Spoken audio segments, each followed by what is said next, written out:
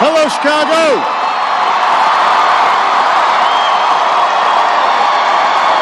It's good to be home. Thank you. Thank you, everybody. Thank you. Thank you. Thank you.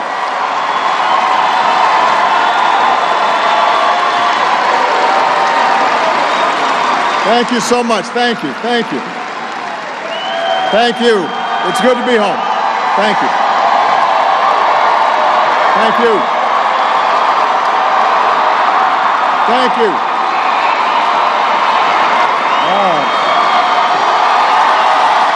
Thank you. Thanks. All right, everybody sit down. We're on live TV here. I gotta move. Come on.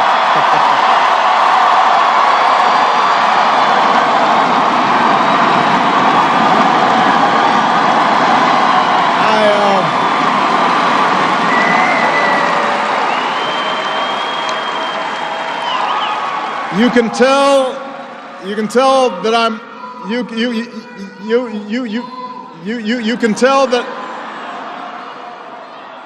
can tell that I'm a lame duck because nobody's following instructions. Everybody have a seat.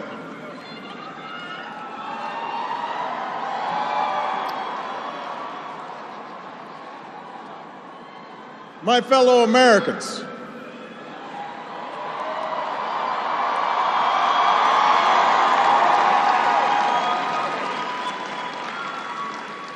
Michelle and I have been so touched by all the well wishes that we've received over the past few weeks. But tonight it's my turn to say thanks.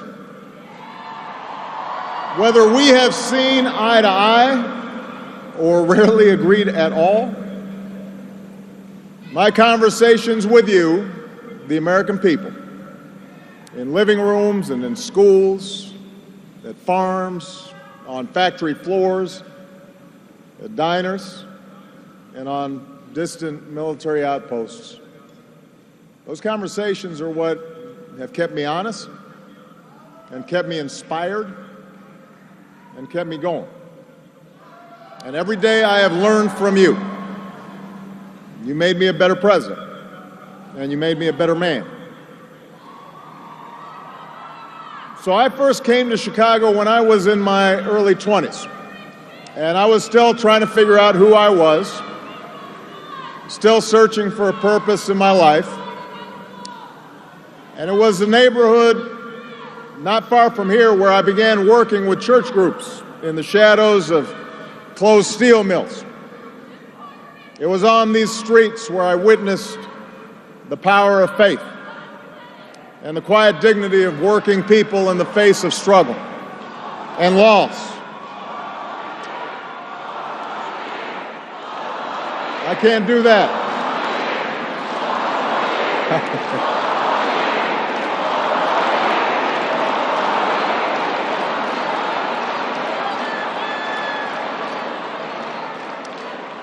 Now, this is where I learned that change only happens when ordinary people get involved and they get engaged and they come together to demand it. After 8 years as your president, I still believe that. And it's not just my belief. It's the beating heart of our American idea, our bold experiment in self-government. It's the conviction that we are all created equal, endowed by our Creator with certain unalienable rights, among them life, liberty, and the pursuit of happiness. It's the insistence that these rights, while self-evident, have never been self-executing. That we, the people, through the instrument of our democracy, can form a more perfect union. What a radical idea. The great gift that our founders gave to us. The freedom to chase our individual dreams through our sweat and toil and imagination, and the imperative to strive together as well to achieve a common good, a greater good. For 240 years, our nation's call to citizenship has given work and purpose to each new generation. It's what led patriots to choose republic over tyranny, pioneers to trek west, slaves to brave that makeshift railroad to freedom. It's what pulled immigrants and refugees across oceans in the Rio Grande. It's what pushed women to reach for the ballot. It's what powered workers to organize. It's why GIs gave their lives at Omaha Beach, in Iwo Jima, Iraq, and Afghanistan. And why men and women from Selma to Stonewall were prepared to give theirs as well. So that's what we mean when we say America's exceptional. Not that our nation's been flawless from the start, but that we have shown the capacity to change and make life better for those who follow. Yes, our progress has been uneven. The work of democracy has always been hard. It's always been contentious. Sometimes it's been bloody. For every 2 steps forward, it often feels we take 1 step back. But the long sweep of America has been defined by forward motion, a constant widening of our founding creed to embrace all, and not just some.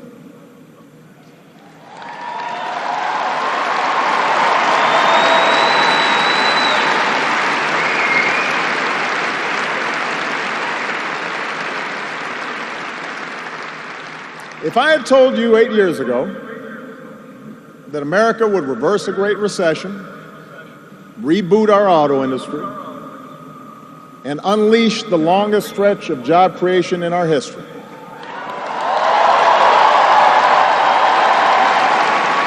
if I had told you that we would open up a new chapter with the Cuban people, shut down Iran's nuclear weapons program without firing a shot, take out the mastermind of 9/11. If I had told you that we would win marriage equality and secure the right to health insurance for another 20 million of our fellow citizens,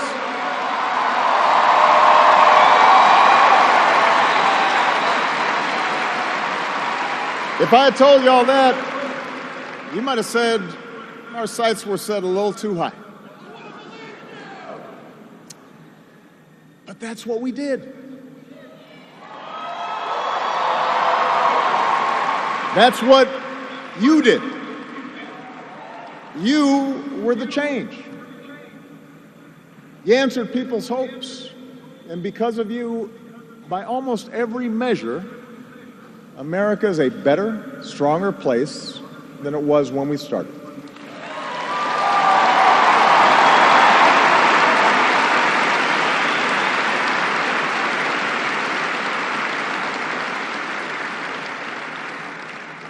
In 10 days, the world will witness a hallmark of our democracy.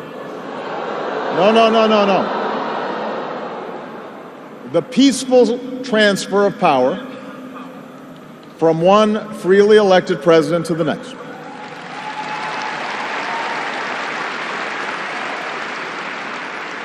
I committed to President-elect Trump that my administration would ensure the smoothest possible transition, just as President Bush did for me.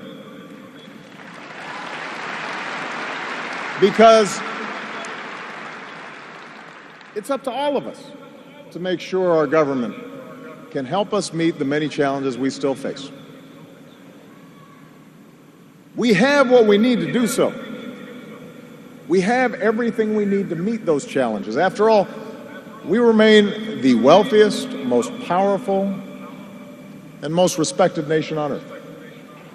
Our youth, our drive, our diversity and openness, our boundless capacity for risk and reinvention means that the future should be ours. But that potential will only be realized if our democracy works. Only if our politics better reflects the decency of our people. Only if all of us, regardless of party affiliation or particular interests, help restore the sense of common purpose that we so badly need right now. And that's what I want to focus on tonight: the state of our democracy. Understand, democracy does not require uniformity. Our founders argued, they quarreled, eventually they compromised. They expected us to do the same. But they knew that democracy does require a basic sense of solidarity. The idea that for all our outward differences, we're all in this together, that we rise or fall as one.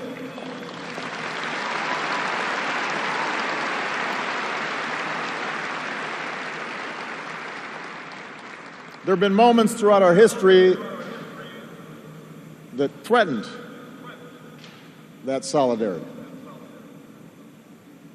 And the beginning of this century has been one of those times. A shrinking world, growing inequality, demographic change, and the specter of terrorism.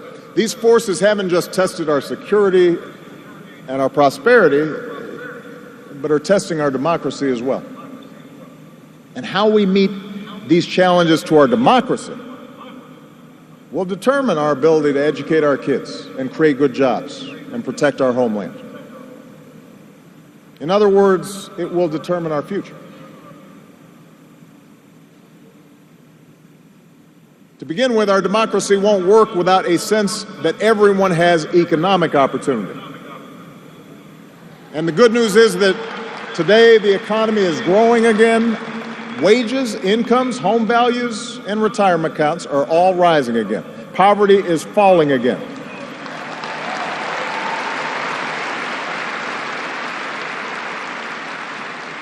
The wealthy are paying a fair share of taxes, even as the stock market shatters records.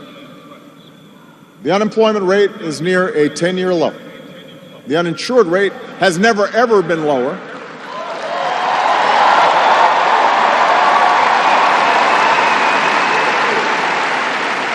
Healthcare costs are rising at the slowest rate in 50 years. And I've said, and I mean it, if anyone can put together a plan that is demonstrably better than the improvements we've made to our healthcare system, that covers as many people at less cost, I will publicly support it.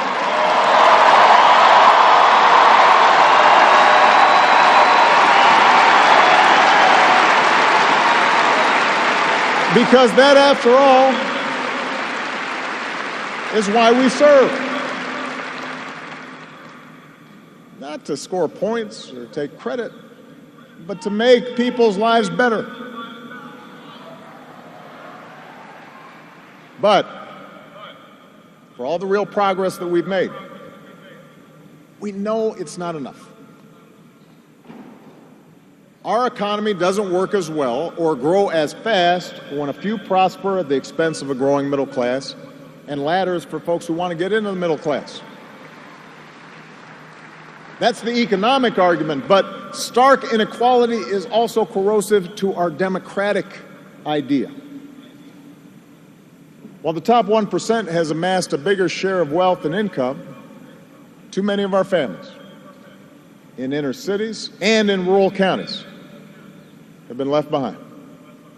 The laid-off factory worker, the waitress, or healthcare worker who's just barely getting by and struggling to pay the bills, convinced that the game is fixed against them, that their government only serves the interests of the powerful. That's a recipe for more cynicism and polarization in our politics. Now, there are no quick fixes to this long-term trend. I agree, our trade should be fair and not just free. But the next wave of economic dislocations won't come from overseas. It will come from the relentless pace of automation that makes a lot of good middle-class jobs obsolete. And so we're going to have to forge a new social compact to guarantee all our kids the education they need, to give workers the power to unionize for better wages, to update the social safety net to reflect the way we live now, and make more reforms to the tax code so corporations and individuals who reap the most from this new economy don't avoid their obligations to the country that's made their very success possible.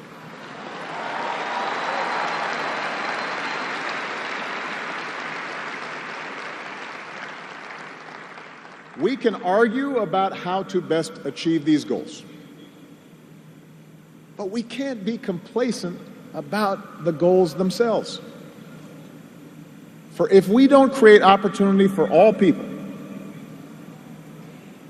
the disaffection and division that has stalled our progress will only sharpen in years to come. There's a second threat to our democracy, and this one is as old as our nation itself. After my election, there was talk of a post-racial America. And such a vision, however well intended, was never realistic. Race remains a potent and often divisive force in our society. Now, I've lived long enough to know that race relations are better than they were 10 or 20 or 30 years ago, no matter what some folks say. You can see it not just in statistics, you see it in the attitudes of young Americans across the political spectrum. But we're not where we need to be. And all of us have more work to do. If every economic issue is framed as a struggle between a hardworking white middle class and an undeserving minority, then workers of all shades are going to be left fighting for scraps while the wealthy withdraw further into their private enclaves.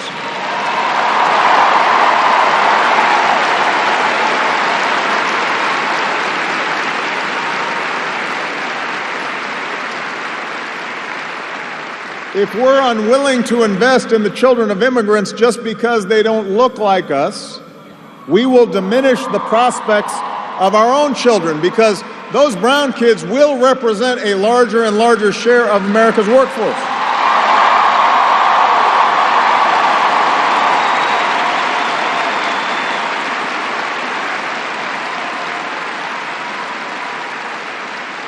And we have shown that our economy doesn't have to be a zero-sum game.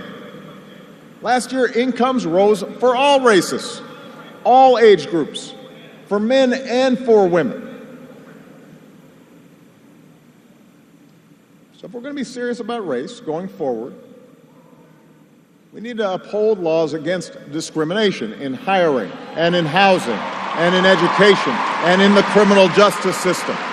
That is what our Constitution and our highest ideals require.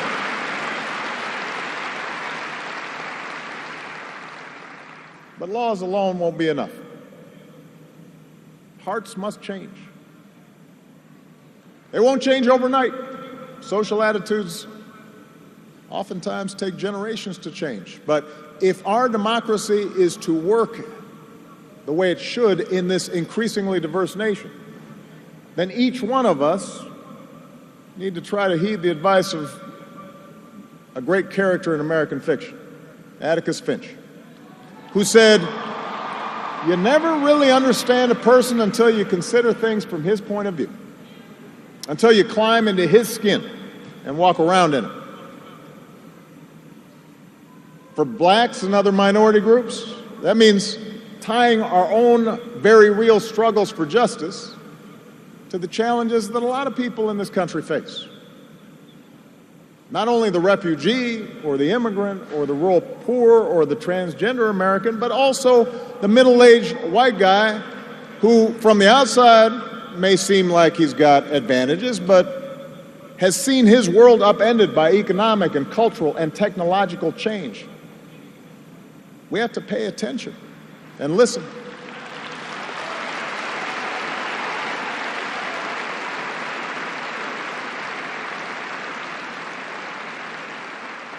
For white Americans, it means acknowledging that the effects of slavery and Jim Crow didn't suddenly vanish in the 60s.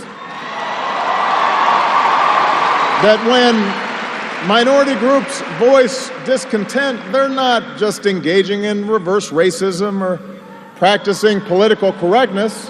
When they wage peaceful protest, they're not demanding special treatment, but the equal treatment that our founders promised.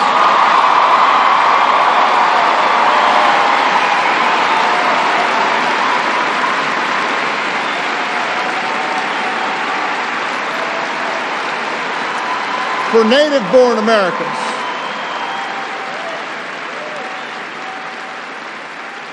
native-born Americans, it means reminding ourselves that the stereotypes about immigrants today were said almost word for word about the Irish and Italians and Poles, who it was said were going to destroy the fundamental character of America.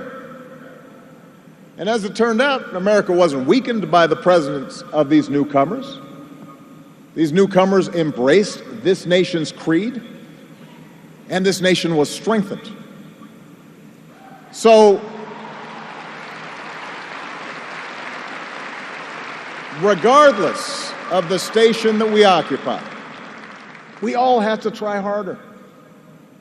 We all have to start with the premise that each of our fellow citizens loves this country just as much as we do, that they value hard work and family just like we do, that their children are just as curious and hopeful and worthy of love as our own.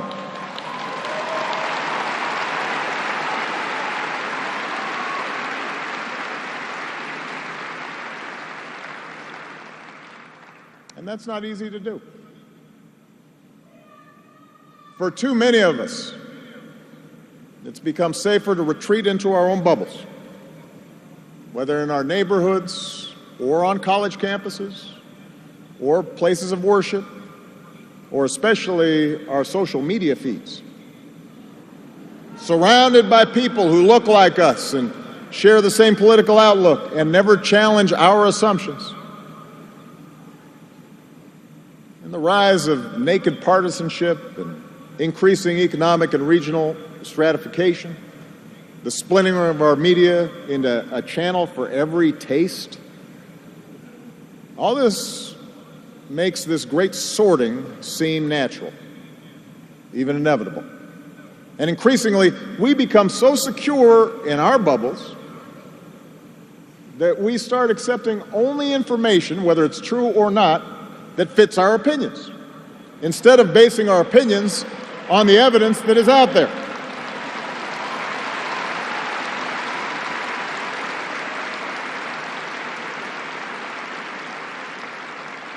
And this trend represents a third threat to our democracy.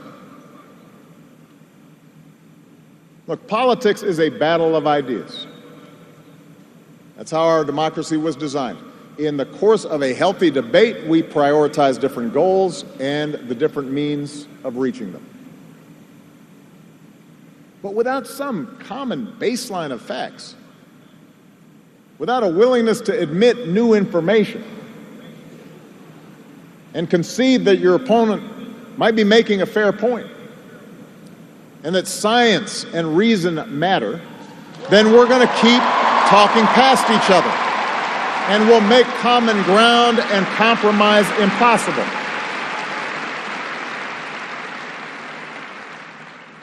And isn't that part of what so often makes politics dispiriting? How can elected officials rage about deficits when we propose to spend money on preschool for kids, but not when we're cutting taxes for corporations? How do we excuse ethical lapses in our own party, but pounce when the other party does the same thing? It's not just dishonest, this selective sorting of the facts. It's self-defeating. Because, as my mom used to tell me, reality has a way of catching up with you.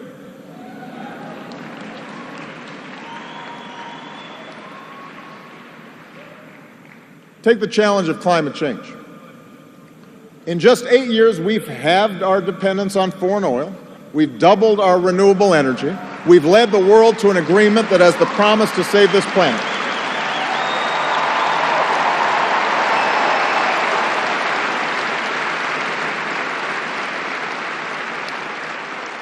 But without bolder action, our children won't have time to debate the existence of climate change. They'll be busy dealing with its effects. More environmental disasters, more economic disruptions, waves of climate refugees seeking sanctuary. Now, we can and should argue about the best approach to solve the problem.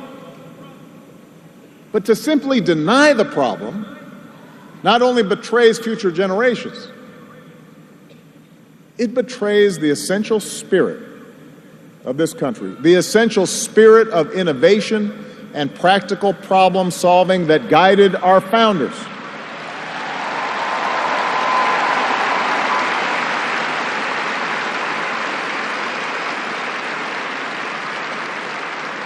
It is that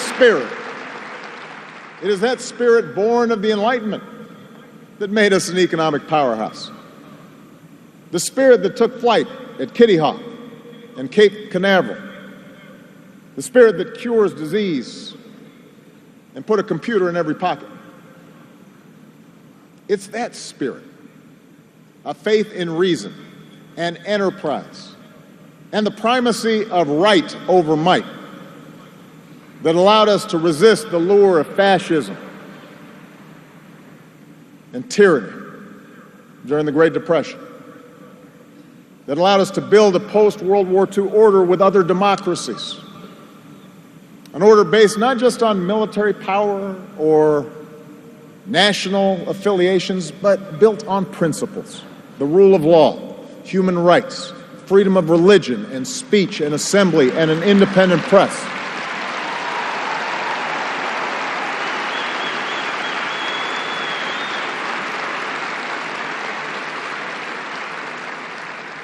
That order is now being challenged. First, by violent fanatics who claim to speak for Islam. More recently, by autocrats in foreign capitals who see free markets and open democracies and civil society itself as a threat to their power. The peril each poses to our democracy is more far-reaching than a car bomb or a missile. They represent the fear of change, the fear of people who look or speak or pray differently, a contempt for the rule of law that holds leaders accountable, an intolerance of dissent and free thought, a belief that the sword or the gun or the bomb or the propaganda machine is the ultimate arbiter of what's true and what's right.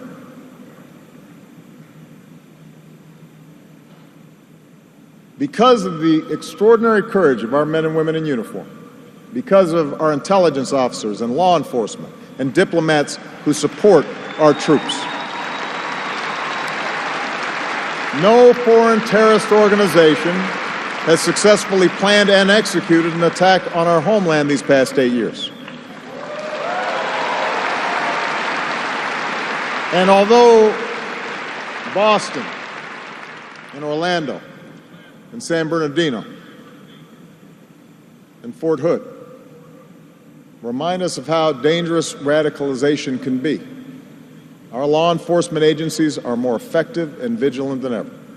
We have taken out tens of thousands of terrorists, including bin Laden.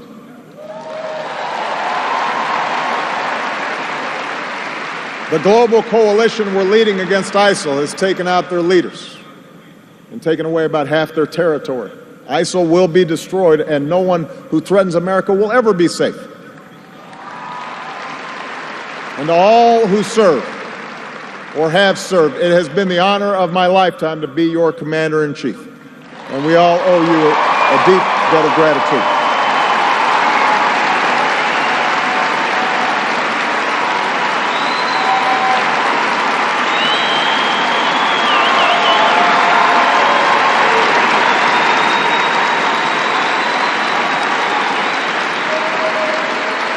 But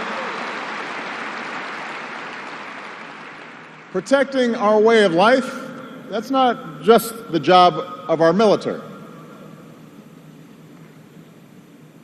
Democracy can buckle when it gives in to fear. So just as we, as citizens, must remain vigilant against external aggression, we must guard against a weakening of the values that make us who we are. And that's why for the past 8 years, I've worked to put the fight against terrorism on a firmer legal footing. That's why we've ended torture, worked to close Gitmo, reformed our laws governing surveillance to protect privacy and civil liberties. That's why I reject discrimination against Muslim Americans, who are just as patriotic as we are.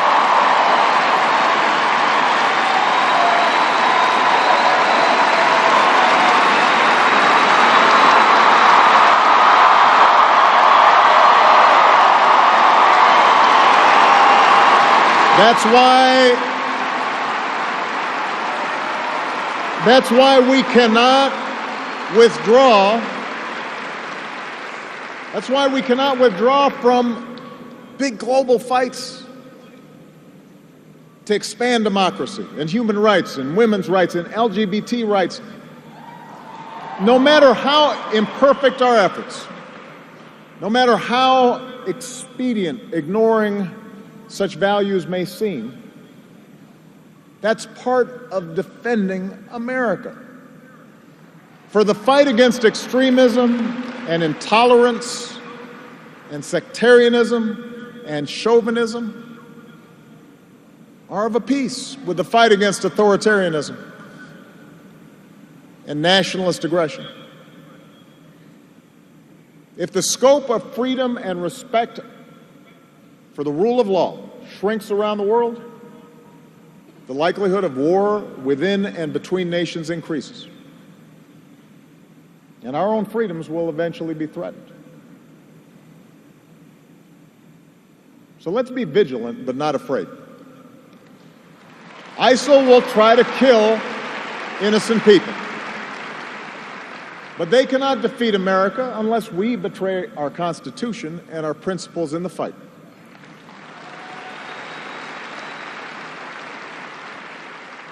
Rivals like Russia or China cannot match our influence around the world unless we give up what we stand for and turn ourselves into just another big country that bullies smaller neighbors.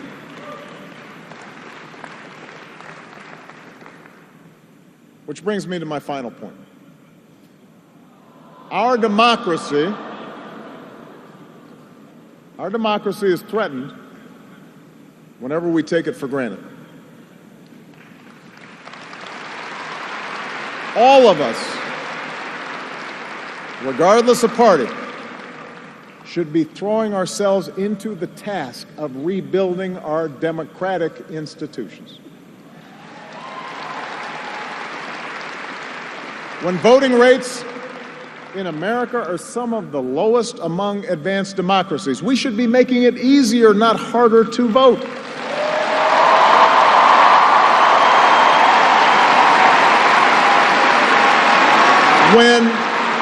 When trust in our institutions is low,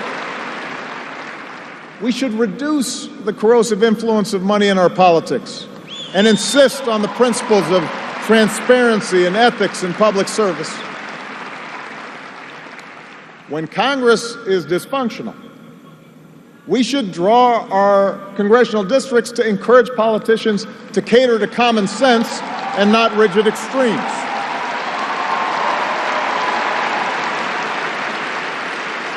But remember, none of this happens on its own. All of this depends on our participation, on each of us accepting the responsibility of citizenship, regardless of which way the pendulum of power happens to be swinging. Our Constitution is a remarkable, beautiful gift. But it's really just a piece of parchment. It has no power on its own. We, the people, give it power. We, the people, give it meaning with our participation and with the choices that we make and the alliances that we forge. Whether or not we stand up for our freedoms, whether or not we respect and enforce the rule of law, that's up to us. America's no fragile thing, but the gains of our long journey to freedom are not assured. In his own farewell address, George Washington wrote that self-government is the underpinning of our safety, prosperity, and liberty. But from different causes and from different quarters, much pains will be taken to weaken in your minds the conviction of this truth. And so we have to preserve this truth with jealous anxiety that we should reject the first dawning of every attempt to alienate any portion of our country from the rest, or to enfeeble the sacred ties that make us one.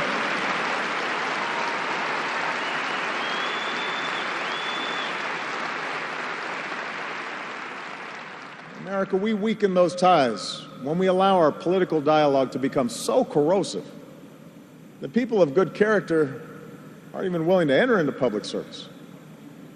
So coarse with rancor that Americans with whom we disagree are seen not just as misguided, but as malevolent.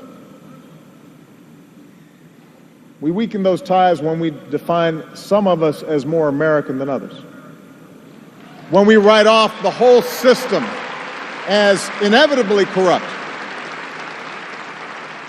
and when we sit back and blame the leaders we elect without examining our own role in electing them.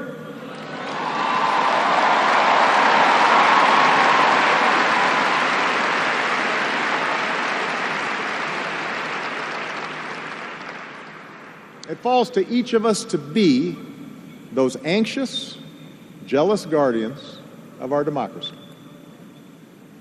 to embrace the joyous task we've been given, to continually try to improve this great nation of ours. Because for all our outward differences, we in fact all share the same proud title, the most important office in a democracy: citizen. Citizen.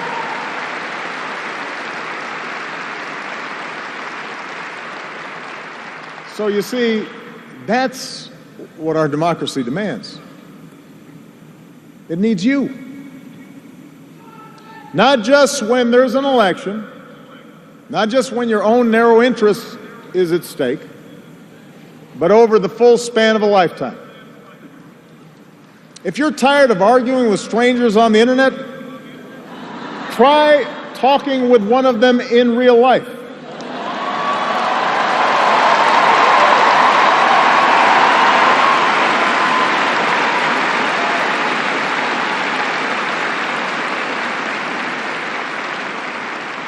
If something needs fixing, then lace up your shoes and do some organizing. If you're disappointed by your elected officials, grab a clipboard, get some signatures, and run for office yourself.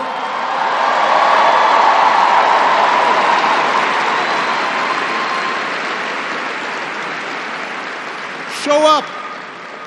Dive in. Stay at it.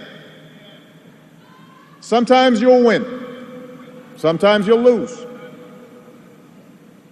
Presuming a reservoir of goodness in other people, that can be a risk. And there will be times when the process will disappoint you. But for those of us fortunate enough to have been part of this work and to see it up close, let me tell you, it can energize and inspire. And more often than not, your faith in America and in Americans will be confirmed. Mine sure has been. Over the course of these 8 years, I've seen the hopeful faces of young graduates and our newest military officers. I have mourned with grieving families, searching for answers, and found grace in Charleston Church. I've seen our scientists help a paralyzed man regain his sense of touch. I've seen wounded warriors who at points were given up for dead walk again. I've seen our doctors and volunteers rebuild after earthquakes and stop pandemics in their tracks. I've seen the youngest of children remind us through their actions and through their generosity of our obligations to care for refugees or work for peace. And above all, to look out for each other.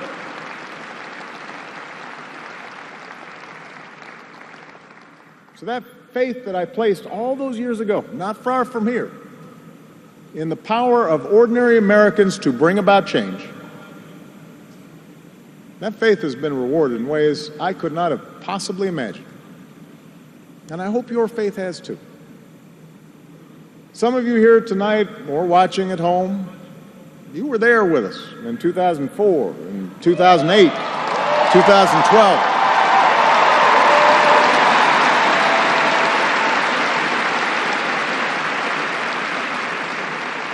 Maybe you still can't believe we pulled this whole thing off. Let me tell you, you're not the only ones. Michelle,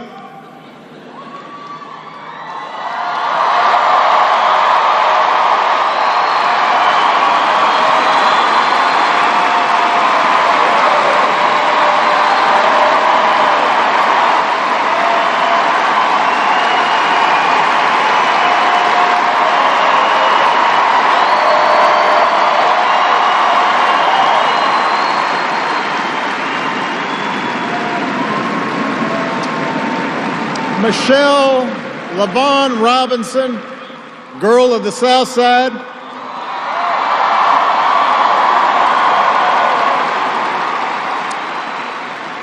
For the past 25 years, you have not only been my wife and mother of my children, you have been my best friend.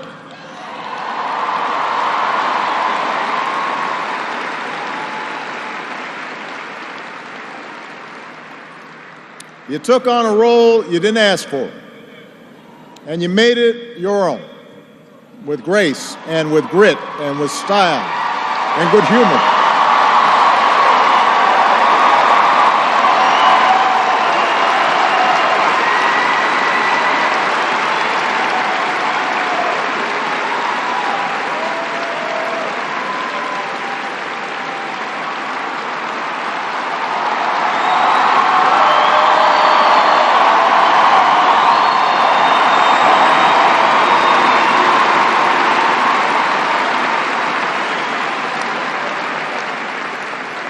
You made the White House a place that belongs to everybody. And a new generation sets its sights higher because it has you as a role model. So you have made me proud, and you have made the country proud.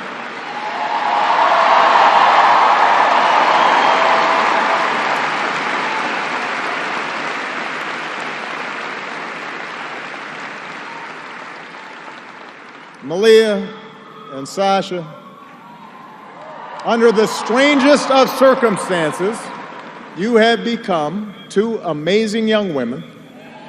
You are smart and you are beautiful, but more importantly, you are kind and you are thoughtful and you are full of passion.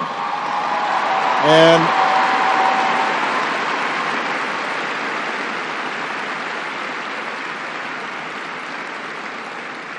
you wore the burden of years in the spotlight so easily. Of all that I have done in my life, I am most proud to be your dad.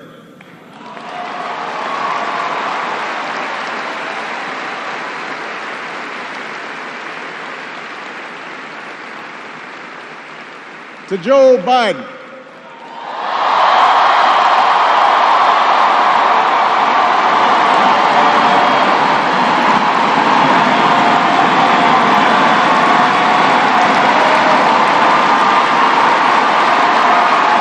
the scrappy kid from Scranton who became Delaware's favorite son.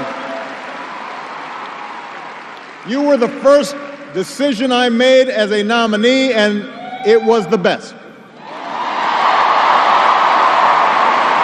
Not just because you have been a great vice president, but because in the bargain I gained a brother. And we love you and Jill like family, and your friendship has been one of the great joys of our lives.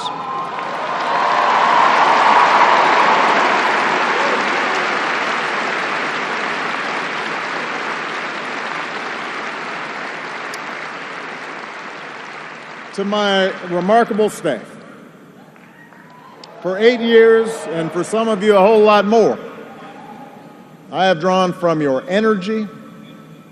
And every day I try to reflect back what you displayed: heart and character and idealism. I've watched you grow up, get married, have kids, start incredible new journeys of your own. Even when times got tough and frustrating, you never let Washington get the better of you. You guarded against cynicism. And the only thing that makes me prouder than all the good that we've done is the thought of all the amazing things that you are going to achieve from here.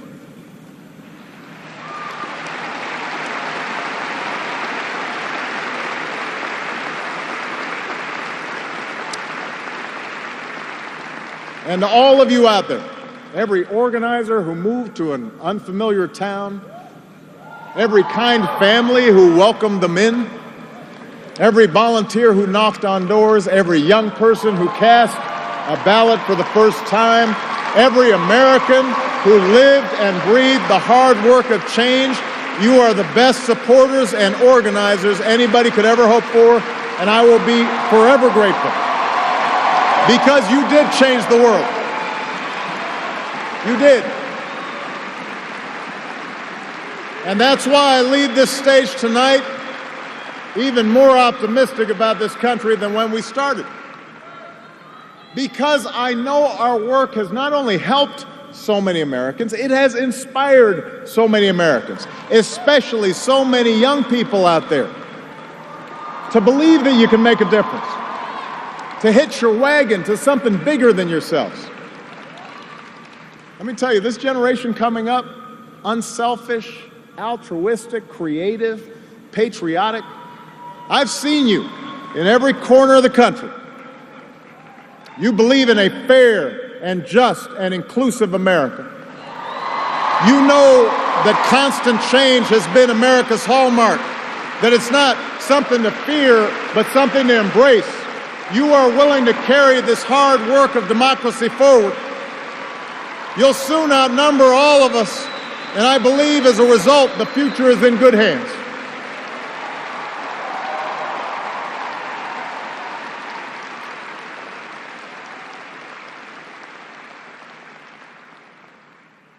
My fellow Americans, it has been the honor of my life to serve you. I won't stop.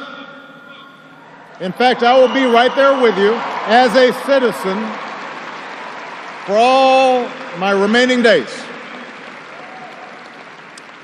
But for now, whether you are young or whether you're young at heart, I do have one final ask of you as your president.